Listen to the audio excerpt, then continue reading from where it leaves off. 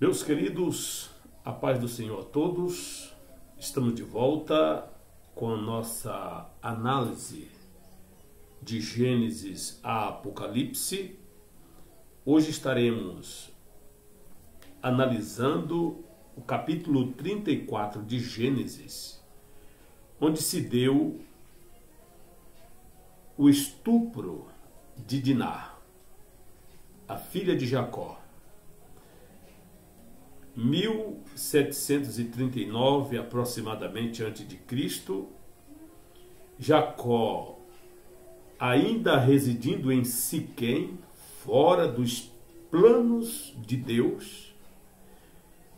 Nessa época, os filhos de Jacó já estavam todos crescidos, homens feitos, pastores de ovelhas que cuidavam do rebanho de seu pai, pelos campos daquelas regiões, o acampamento de Jacó, das suas mulheres, e entre aquelas tendas armadas por aquelas regiões, estava a tenda de Lia, e ali residia Lia e a sua filha Diná. Siquém, o filho de Hamor, o rei de Siquém, viu aquela menina e terminou cometendo um sacrilégio, uma estupidez entre os filhos de Israel. Quando se sai da direção de Deus,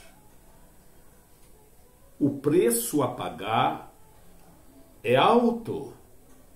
E no desfecho de todos esses acontecimentos, Jacó então se desperta a definitivamente seguir o caminho que Deus havia lhe traçado há algum tempo atrás. Isto é, residir em Betel, o lugar onde Deus lhe havia aparecido e onde Jacó viu uma escada dos céus até a terra, anjos subindo e descendo, e viu Deus no topo. Foi para esse lugar que Deus havia lhe ordenado que saísse de Harã e voltasse para lá. Mas pelo descuido, ele preferiu os lugares mais bonitos e verdejantes e pastosos nas regiões de Siquém, que trouxe, infelizmente, essa vergonha na família sagrada. Versículo de número 1, a palavra de Deus diz assim: certa vez Diná, a filha que Lia dera a Jacó, saiu para conhecer as mulheres daquela terra. Diná parece uma moça inocente. Entretanto, essas filhas a levaram a um companheirismo vergonhoso com moças daquela região. O descuido de Lia, o descuido de Jacó, o descuido dos irmãos fez com que essa moça saísse para espiar os costumes daquele lugar. E por caminhos desconhecidos, ela terminou sendo uma presa, uma vítima de um homem. No versículo de número 2, a Bíblia diz: Siquém, filho de Hamor, o heveu, governador daquela região, viu-a, agarrou-a e a violentou. Estuprou a filha de Jacó. Diná pagou a penalidade que Satanás planejou lá atrás para Sara e para Rebeca. Quando Sara desceu ao Egito, que Faraó a capturou para contrair matrimônio. se não fosse a mão de Deus, a família sagrada estaria completamente destruída. E a mesma coisa com Rebeca, lá em Gerar, quando Abimeleque, ou os homens de Abimeleque, a viu e a levou até o rei.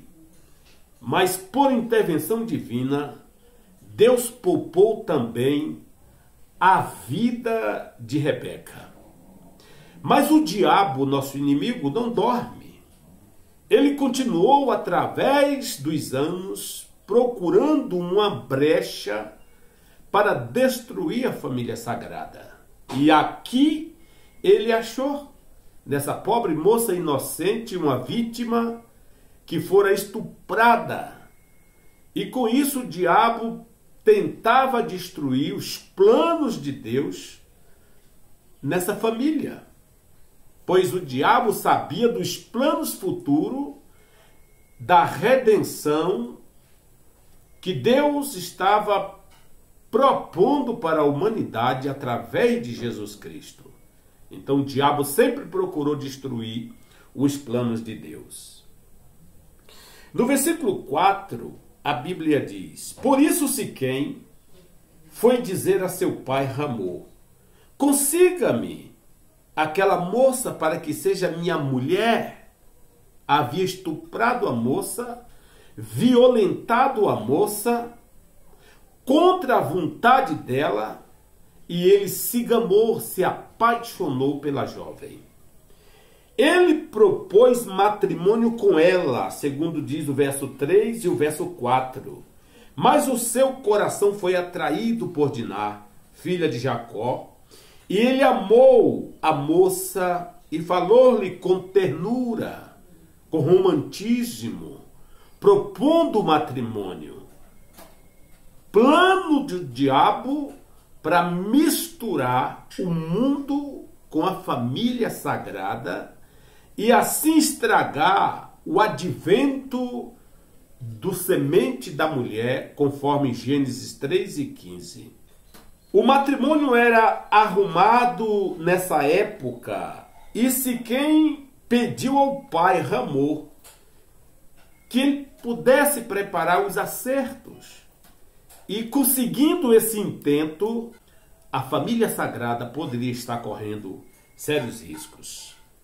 No versículo 7, nós temos aqui uma expressão que é muito significativa. Então Ramor, pai de Siquém, foi conversar com Jacó. Quando os filhos de Jacó voltaram do campo e souberam de tudo, ficaram profundamente entristecidos e irados, porque Siquém tinha cometido um ato vergonhoso em Israel, ao deitar-se com a filha de Jacó, coisa que não se faz. Percebe-se aqui a palavra Israel, que se utiliza pela primeira vez para designar aos descendentes de Jacó, aos descendentes de Israel. A frase baixeza em Israel se tornou uma expressão para os atos contra o caráter sagrado que permanecia entre o povo de Israel. Um ato vergonhoso em Israel, ou que dizer baixeza em Israel. Isso se tornou uma frase meia que conhecida na história futura, quando acontecia um desastre moral entre os filhos de Jacó. Lembra lá do levita, que a esposa foi estuprada pelos benjamitas? E dizia naquela época: nunca se viu tal coisa entre os filhos de Israel. Então aqui se torna, portanto, uma frase expressiva dos descendentes de Israel que mais tarde veio a ser a nação de Israel, o povo escolhido de Deus. Nos versículos 8 e 9, a Bíblia diz assim: Mas Ramor lhes disse: Meu filho Siquém apaixonou-se pela filha de vocês. Por favor, entregue-na a ele para que seja sua mulher. Casem-se entre nós, deem-nos suas filhas e tomem para si as nossas. Você está vendo aqui a manipulação de Satanás para misturar os filhos de Deus, os filhos da promessa, com os filhos dos homens? O diabo sempre procurou por esse meio, pelo matrimônio, contrariando a vontade divina, manchar a reputação matrimonial pelo ato de endogamia. Satanás comprometerá a linhagem sagrada. Se eles fizessem essa união matrimonial, esse costume, esse envolvimento dos filhos de Deus com os filhos dos homens, o advento de Cristo estaria comprometido, pois a família sagrada estaria manchada com o pecado maligno do mundo. Por isso que Deus orientou a Abraão, Deus orientou a Isaac, Isaac orientou a Jacó. Isaac tomou uma esposa dos filhos de Abraão, da herança dos descendentes de Abraão. Isaac, pela sua mesma forma, tomou uma esposa lá em Padã Arã, das filhas parentescos de Abraão.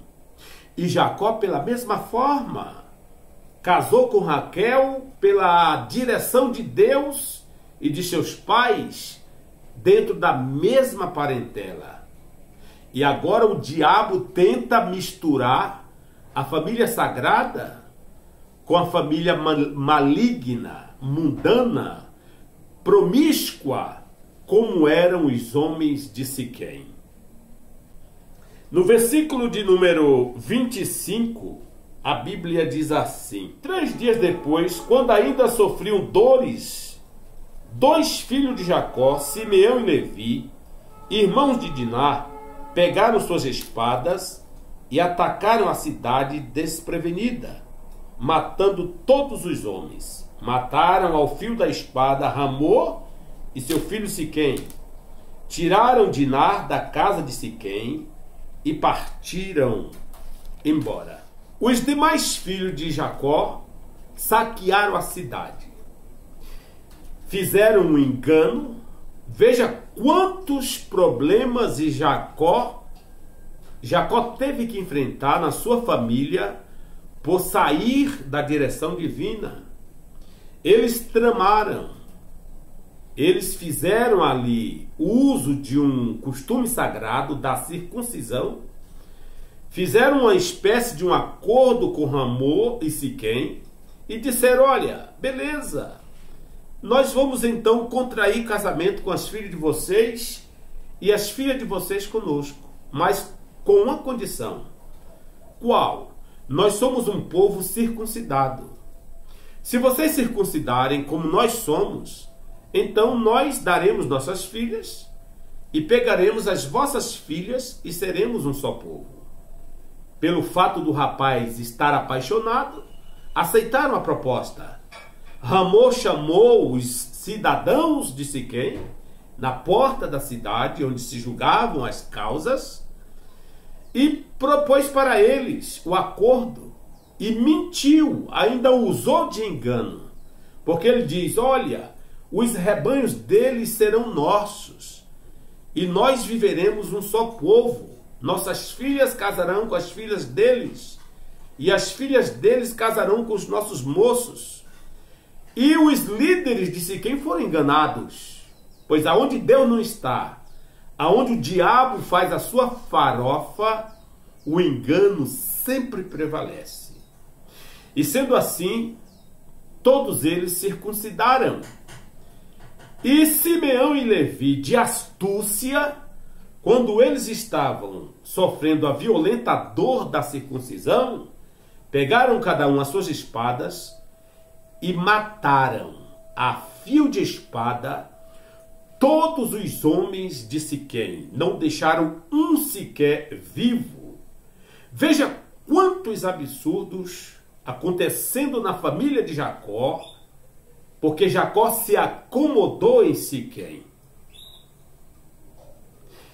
Nisto, os irmãos de Simeão e Levi foram da cidade e saquearam a cidade. Pegaram tudo que tinha, as riquezas, os gados, os animais, e todos eles levaram embora, conforme o verso 27. Vieram então os outros filhos de Jacó e, passando pelos corpos, saquearam a cidade onde sua irmã tinha sido desonrada. Apoderaram-se das ovelhas, dos bois e dos jumentos e de tudo o que havia na cidade e no campo. Levaram as mulheres e as crianças e saquearam todos os bens e tudo o que havia nas casas. E ainda fizeram das mulheres e das crianças escravos domésticos. E quando Jacó soube disso, percebeu a mão do diabo, percebeu Satanás colocando as suas patas para destruir, para aniquilar a família sagrada. E no versículo 30, diz assim a palavra: então Jacó disse a Simeão e a Levi: vocês me puseram em grandes apuros, atraindo sobre mim o ódio dos cananeus e dos fariseus, habitantes desta terra. Somos poucos, e se eles juntarem suas forças e nos atacarem, eu e a minha família seremos destruídos. Mas eles responderam: está certo de tratar nossa irmã como a uma prostituta, meu pai? E Jacó, de repente, vê a mão do inimigo em tudo isto, a não ser pelo amparo e pela proteção de Deus, que por misericórdia o Senhor então aparece a Jacó novamente e diz para ele: vá para Betel, aonde o Senhor havia marcado com ele um encontro, e já há muitos anos que isso não acontecia. Foi por misericórdia divina que Deus repreendeu Satanás, repreendeu o inimigo e concedeu ao servo, por ato de misericórdia, uma oportunidade de viver a vida e prosseguir criando seus filhos, formando seus descendentes, se fortalecendo segundo as promessas de Deus a Abraão, a Isaque e a Jacó. Com Ló, Jacó quis obter riquezas e posição social e sacrificou o melhor por algo inferior, sendo salvo como que pelo fogo. E aqui a falta de vigilância levou, portanto, essa pobre jovem sofrer essa vergonha, esse estupro, essa violência sexual. E, no entanto, ela foi mais vítima do pecado do que autora do pecado, porque ela foi violentada. Com sua atitude egoísta, Jacó a colocara em perigo, pois ele estava no campo. A menina saindo por ali, de tanto ficar em casa, na tenda, aos pés de Lia, tantos anos se passaram, que ela então desejou conhecer o povo daquela cidade. A curiosidade, o interesse em explorar o desconhecido trouxe para ela uma terrível consequência, de forma que ela nunca mais foi nem mesmo mencionada nas Escrituras. E Lia não estava livre de culpa também, pois deixara a filha ir desacompanhada e sem orientação para o meio daquela fornalha de provação, de promiscuidade. Ninguém parece se importou com a menina. E voltando aos filhos de Jacó, não é fácil dirigir nossa família entre as rochas e areias movediças do mundanismo atual. Mas não obteremos sucesso usando as armas do mundo como engano e astúcia, como foi Simeão e Levi, usando até mesmo um dispositivo sagrado, um pacto sagrado, que era o ato da circuncisão. O caminho certo é tornarmos nosso lar tão atraente que nossos filhos não se sintam tentados a desejar as alianças que são oferecidas por aqueles cuja única riqueza está na presente vida. Ela foi atraída pela curiosidade do que poderia acontecer dentro da cidade de Siquém e resolveu sair por caminhos desconhecidos, explorando o desconhecidos e caindo nas mãos de um estuprador, de um homem sem moral, um homem maligno e um príncipe da cidade, um dos nobres da cidade. Se os nobres da cidade e o príncipe, o filho do rei, foi capaz de estuprar uma moça indefesa, o que a sociedade em geral não praticavam dentro dos seus muros? Nossas Rutes não deixarão nossos campos se de propósito deixarmos cair mais espigas para elas recolherem. Ruth só estava ali nos campos de Boaz, porque as espigas estavam ali, o alimento, o pão cotidiano estava ali. E quando falta exatamente o pão cotidiano, o pão espiritual, os filhos terminam indo buscar em fontes rotas, buscar em campos cheios de pedregulhos, onde nada dá, nada produz. Mas se Boaz mantém os campos férteis de alimentos, haverá sempre uma Ruth na esperança das promessas de Deus para a sua vida e não se precipita em suas escolhas. A traição desses dois irmãos foi totalmente injustificável. No seu leito de morte, Jacó foi rebuscar o assunto e previu a dispersão deles em Israel. Embora Levi tivesse desfeito essa maldição por meio de sua obediência e devoção, Simeão não parece ter feito nenhum esforço nesse sentido e logo se tornou como águas absorvidas pelas areias dos desertos. Que coisa terrível, né? Quando nossa conduta é tão comprometida que torna nossa fé repulsiva por aqueles que observam o nosso comportamento. E no versículo 31, então Jacó disse a Simeão e a Levi: vocês me puseram em grandes apuros, atraindo sobre mim o ódio dos cananeus e dos fariseus, habitantes desta terra. Somos poucos, E se eles juntarem suas forças e nos atacarem, eu e a minha família seremos destruídos.